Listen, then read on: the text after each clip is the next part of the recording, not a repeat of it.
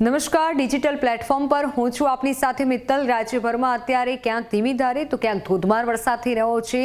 ઉત્તર ગુજરાતમાં ભારે મેઘખાંગાની પરિસ્થિતિ છે, ત્યારે મીંડીના માધ્યમથી જાણીએ કે 12 સપ્ટેમ્બરના દિવસે કેવો વરસાદ નોંધાશે, ક્યાં ક્યાં વરસાદ થઈ શકે છે। તો મીંડીના માધ્યમથી જોઈએ તો આપ જુઓ કે રાજ્યભરમાં છૂટોછવાયા વરસાદની આગાહી કરવામાં આવી છે। સૌથી પહેલા જોઈએ તો દરિયાકાંઠાના જે પણ વિસ્તાર છે તેમાં ભાવનગર છે, જૂનાગઢ છે, જામનગર, દ્વારકા અને આ તરફ ઉત્તર ગુજરાત અને કચ્છમાં જોઈએ તો ગાંધીધામ, નલિયા, ખાવડા, આ તમામ જે જગ્યા છે એક સિસ્ટમ બની રહી છે ને તેના કારણે છૂટોછવાયો વરસાદ નોંધાઈ શકે છે। ભારે વરસાદની આગાહી નથી। હવે વાત કરીએ આપણે મધ્ય ગુજરાતની। મધ્ય ગુજરાતના અમદાવાદમાં 10 વાગ્યા આસપાસ એટલે કે 12 તારીખે અમદાવાદમાં વરસાદ આવી શકે છે। વડોદરામાં પણ વરસાદની આગાહી કરવામાં આવી છે। દાહોદમાં છૂટોછવાયો વરસાદ આવી શકે છે અને સૌરાષ્ટ્રની વાત કરીએ તો ભાવનગરમાં પણ વરસાદ રહેવાનો છે। તે દક્ષિણ ગુજરાતમાં પણ 12 તારીખના દિવસ એટલે કે આજે વરસાદ રહેવાનો છે।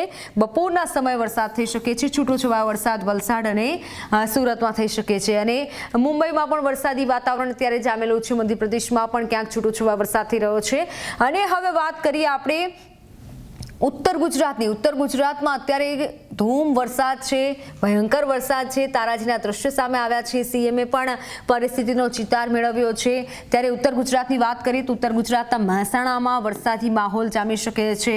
આ તરફ પાલનપુરમાં પણ થોડો વરસાદ રહી શકે છે। એટલે ધીમે ધીમે વરસાદ ઓછો થયો છે। આપણે જોયું કે પાણી ઓસરી ગયા છે, પણ હજુ ધીમી ધારે તો વરસાદ આવી શકે છે। એટલે મીંડીના માધ્યમથી આપ જુઓ કે ઉત્તર ગુજરાતમાં પણ છૂટોછવાયો વરસાદ રહી શકે છે। ઉત્તર ગુજરાતનો આ જે પણ ભાગ છે ત્યાં છૂટાછવાયા વરસાદની આગાહી કરવામાં આવી છે અને આ સાથે તમામ જે લોકો છે પૂર પ્રભાવિત વિસ્તારો છે ત્યાં પણ ગવર્મેન્ટ દ્વારા, સરકાર દ્વારા સહાય પહોંચાડવામાં આવી રહી છે।